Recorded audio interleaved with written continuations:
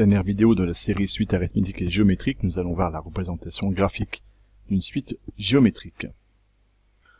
Alors, la représentation graphique d'une suite a déjà été faite par ailleurs, donc on peut aller vite ici. On se donne une suite géométrique UN, le premier terme U0 est de raison Q est égal à 1,5.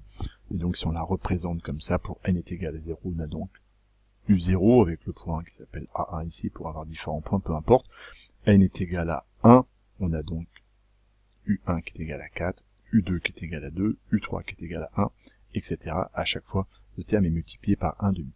On observe donc que ma suite est bien décroissante, ce qui est cohérent puisque mon premier terme est positif et, à raison, est un nombre compris entre 0 et 1. Il est à noter quand même la trajectoire des points A1, A2, A3, A4, etc., A7. Les points ne sont pas alignés et il ne s'agit pas non plus d'une parabole.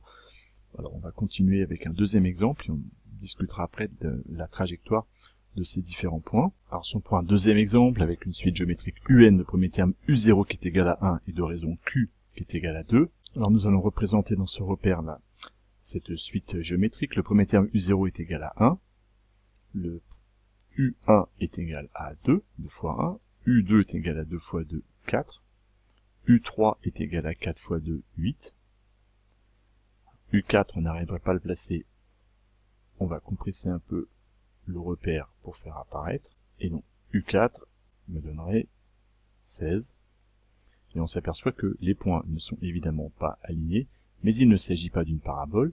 On pourrait placer U5 à 32, et on voit que la courbe croît de façon considérable. Pour les suites arithmétiques, lorsque les points sont alignés, on parle d'évolution linéaire, et ici, dans le cas d'une suite géométrique, on parle d'une croissance ou d'une décroissance qui est exponentielle. La notion de fonction exponentielle est au programme de terminale. Dans le langage courant, exponentielle veut dire qu'il grandit extrêmement vite ou qui décroît extrêmement fort. C'est quand même régi par une propriété, une loi mathématique. On retient, à notre niveau, qu'une telle progression spectaculaire, où chaque terme est le double du précédent, est une progression exponentielle.